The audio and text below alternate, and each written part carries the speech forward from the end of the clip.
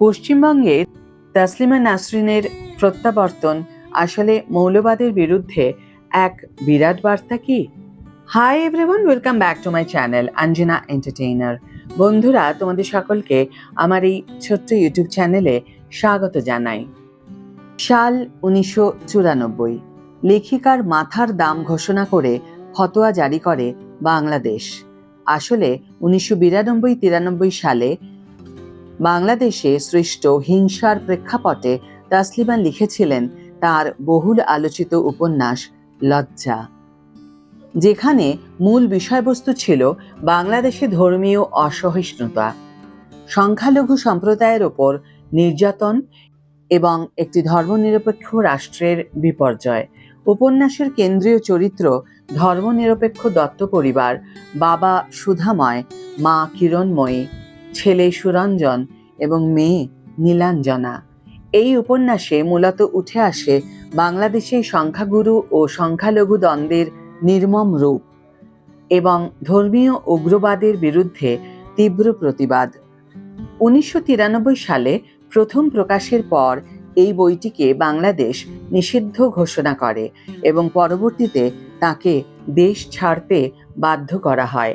জানা যায়, প্রথম 6 মাসে লজ্জার প্রায় 50,000 কপি বিক্রি হয়েছিল। শুনলে অবাক হতে হবে, ইংরেজি ছাড়াও পরবর্তীতে একাধিক ভাষায় এই উপন্যাসের অনুবাদ হয়, যেমন ফরাসি, ওলন্দাজ, জার্মান, স্পেনীয়, ইতালীয়, সুয়েডীয়, নরওয়েজীয়, ফিনীয়, আইসল্যান্ডীয়, ফার্সি, আরব, অসমিয়া, কন্নড়, হিন্দি, গুজরাটি, ওড়িয়া, উর্দু, মারাঠি, তেলেগু, তামিল, পাঞ্জাবি, নেপালি, মালায়ালাম এবং সিংহলি। কলকাতায় সেনা পর্যন্ত নামাতে হয়েছিল বাম সরকারকে। এরপর আমেরিকা ও ইউরোপে কয়েক বছর কাটানোর পর 2004 সালে তাসলিমা নাসরিন কলকাতায় এসে বসবাস শুরু করেন। এমনকি কলকাতায় তিনি নিজের একটি বাড়ি করে পাকাপাকিভাবে থাকতেও চেয়েছিলেন, কিন্তু 2007 সালের 21শে নভেম্বরে শহর মুখ ফিরিয়ে নেয় হঠাৎ। তাঁর লেখা দ্বিখণ্ডিত উপন্যাসকে কেন্দ্র করে উত্তাল হয়ে ওঠে কলকাতা। মৌলবাদী শক্তির আগ্রাসন ও অশান্তি সামলাতে তৎকালীন মুখ্যমন্ত্রী বুদ্ধদেব ভট্টাচার্যের সরকারকে সেনা পর্যন্ত নামাতে হয়েছিল। উত্তপ্ত পরিস্থিতি এবং আইন শৃঙ্খলার অবনতির কারণে তাকে শহর ছাড়তে একরকম বাধ্যই করা হয়। সেই সময় অল ইন্ডিয়া মাইনরিটি ফোরামের ছত্রছায়ায় কয়েকজন প্রতিবাদকারী তাসলিমাকে কলকাতায় থাকতে না দেওয়ার দাবি তোলে। এরপর তৎকালীন মুখ্যমন্ত্রী বুদ্ধদেব ভট্টাচার্যের নেতৃত্বাধীন বামফ্রন্ট সরকার নিরাপত্তার দোহাই দিয়ে তাকে রাজ্য ছাড়ার নির্দেশ দেয়। 2007 সালে রাজস্থানের জয়পুর থেকে মিডিয়াকে দেওয়া একটি সাক্ষাৎকারে তাসলিমা বলেছিলেন, আমি প্রতিদিন স্বপ্ন দেখি পশ্চিমবঙ্গ এবং কলকাতায় ফিরে যাওয়ার। কলকাতায় আমার বাড়ি, আমি ফিরে আসতে মরিয়া। অথচ কলকাতার তৎকালীন বামপন্থী সেকুলাররা তাকে আশ্রয় দেয়নি। একসময়ের অন্যতম শ্রেষ্ঠ ও সংস্কৃতি সমৃদ্ধ রাজ্য এই পশ্চিমবঙ্গ, সেখান থেকেও শূন্য হাতে ফিরে যেতে হয় বাংলাদেশ থেকে বিতাড়িত এই লেখিকাকে। এই ঘটনার প্রায় 20 বছর অতিক্রান্ত। তিলোত্তমায় পা রাখতে চলেছেন নির্বাসিত লেখিকা তাসলিমা নাসরিন। আগামী 1 অগস্ট কলকাতার রবীন্দ্র সদনে মৌলবাদ বিরোধী কবি ও সাহিত্যিকদের আয়োজিত একটি বিশেষ অনুষ্ঠানে তিনি যোগ দেবেন বলে জানা গিয়েছে।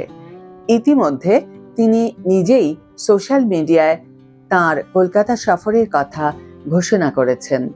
আর তারপরই শহরের সাহিত্য ও সাংস্কৃতিক মহলে নতুন করে আলোচনা ও উত্তেজনা শুরু হয়েছে তাঁকে নিয়ে। অতীত লজ্জার কালিমা পেরিয়ে দীর্ঘ 20 বছর পর কলকাতার সাংস্কৃতিক মানচিত্রে ফিরবেন তাসলিমা। সেকুলার মিশন ও HRBFF এর আমন্ত্রণে এই অনুষ্ঠানে তাকে মৌলবাদ বিরোধী প্রতিবাদের অগ্নিশম প্রতীক হিসাবে উল্লেখ করা হয়েছে। লেখিকা কোনোদিনই সাহিত্যে আপোষ করেননি। ধর্মের রক্ষণশীল ব্যাখ্যার সমালোচনা করতে গিয়ে বারংবার তাকে বিক্ষোভের মুখে পড়তে হয়, আর নারী স্বাধীনতার বার্তায় পুরুষতন্ত্রের প্রতিবাদে তার কলমকে নিয়ে নতুন করে কী বা বলা যায়। তার বলিষ্ঠ কণ্ঠস্বরে উঠে এসেছে নারীদের স্বাধীনতা, বিপ্লব ও আগুনের কথা, আত্মজন্মের কথা। আর সেই আগুন নেভাতে চেয়ে প্রশাসনের ভূমিকা বরাবরের মতো রক্ষণাত্মক। সে পূর্ববর্তী বামফ্রন্ট হোক কিংবা সদ্য অতীত তৃণমূল সরকার। 2012 সালে কলকাতা বইমেলায় তাসলিমার বই প্রকাশ অনুষ্ঠান শেষ মুহূর্তে বাতিল হওয়ার ঘটনা এখনো দগদগে।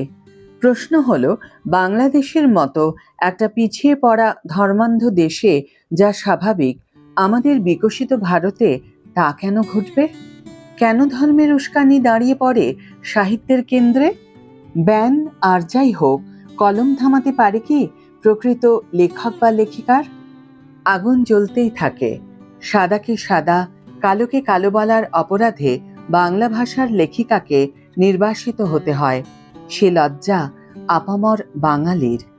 একসময় আশ্রয় দেওয়ার পরেও যে পশ্চিমবঙ্গের মাটিতে আশ্রয় হারাতে হয়েছিল তাসলিমাকে, সেই পশ্চিমবঙ্গেই ফেরার পথ খুলছে নতুন রাজনৈতিক সমীকরণ। রাজ্যের ক্ষমতার পালাবদলের পর প্রশাসনিক করিডরে শুরু হয়েছে বহুদিনের এক বিতর্কিত অধ্যায়ের পুনর্মূল্যায়ন। বাংলাদেশ থেকে বিতাড়িত ভারতে আশ্রয়প্রাপ্ত বাংলা ভাষার লেখিকা তাসলিমা নাসরিনের প্রত্যাবর্তন নিয়ে নতুন করে সক্রিয় হয়েছে উদ্যোগ। এই প্রক্রিয়ার অন্যতম মুখ অবশ্যই রাজ্য বিজেপি সভাপতি শ্রমিক ভট্টাচার্য। দীর্ঘদিন ধরেই তিনি কেন্দ্রের কাছে আবেদন জানিয়ে আসছিলেন মৌলবাদের বিরুদ্ধে আজীবন কলম চালানো এই লেখিকার বাংলায় ফিরে আসার সুযোগ পাওয়া উচিত। তার সেই অবস্থান রাজনৈতিক পরিবর্তনের পর আরও জোরালো মাত্রা পায়।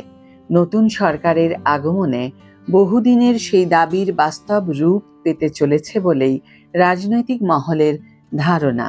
সমর্থকদের মতে এটি শুধু একজন লেখিকার প্রত্যাবর্তন নয়, বরং মত প্রকাশের স্বাধীনতা ও বুদ্ধিবৃত্তিক পরিসর নিয়ে এক নতুন বিতর্কের নতুন অধ্যায়। একাধিক সামাজিক ও সাংস্কৃতিক সংগঠনের যৌথ উদ্যোগে আয়োজিত এই অনুষ্ঠানে তাসলিমার কবিতা, গান ও সাহিত্য চর্চাকে কেন্দ্র করেই সাজানো হয়েছে বিশেষ পর্ব 1 আগস্ট 2026। আয়োজকদের দাবি, সমাজের বিভিন্ন ক্ষেত্রের বিশিষ্ট ব্যক্তিদের পাশাপাশি আমাদের মুখ্যমন্ত্রী শুভেন্দু অধিকারীকেও আমন্ত্রণ জানানো হয়েছে। তাঁদের বক্তব্য, মুখ্যমন্ত্রী অনুষ্ঠানে উপস্থিত থাকার বিষয়ে ইতিবাচক সম্মতি জানিয়েছেন।